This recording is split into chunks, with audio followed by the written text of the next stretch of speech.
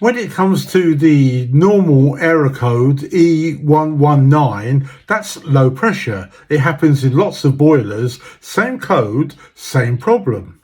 But as a heating engineer, I'm not going to drive across town just to top it up when the end user can do it.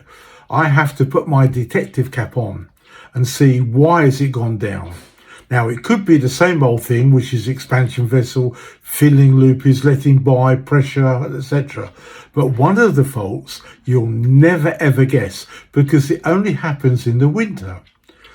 The error code says no water, but the gauge says yes there is, there's plenty.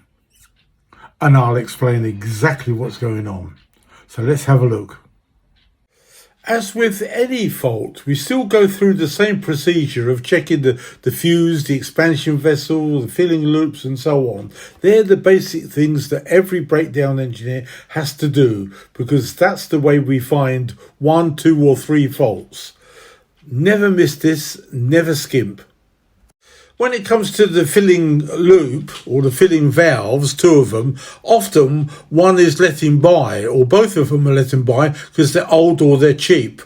Number one thing, always make sure that they're good. The homeowner can actually use them without any tools. And more importantly, if there's a flexible pipe, it must be disconnected and capped off so it's safe. That way the pressure cannot increase. Watch this video to find out what the pressure should be for this system for the height of the house. That's the way expansion vessels are measured. If you look at the automatic air vent and it's got all this rubbish or the cap has been turned off, that's a sure sign that something's been going on with the pressure rising. So quite often it's blockage. The boiler has got sludge and it's overheating, expanding and dumping through the pressure relief valve, or it's bursting a joint, particularly if the boiler has lots of plastic fittings.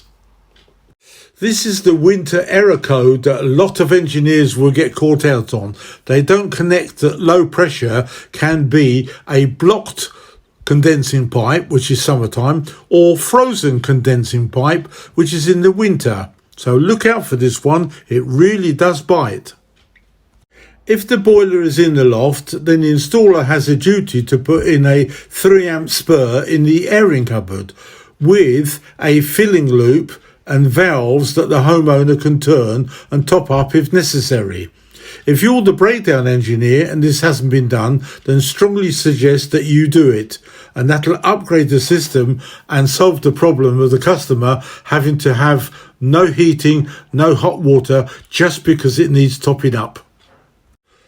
When you download our F22 app, you can then get information from 17 boiler manufacturers. You can phone from the app, email from the app, text from the apps, and you can even drive around there because we've included the address. So work smart, not hard.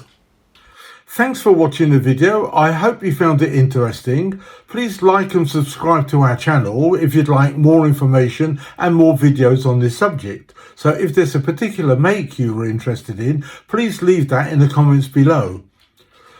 Take care and all the best.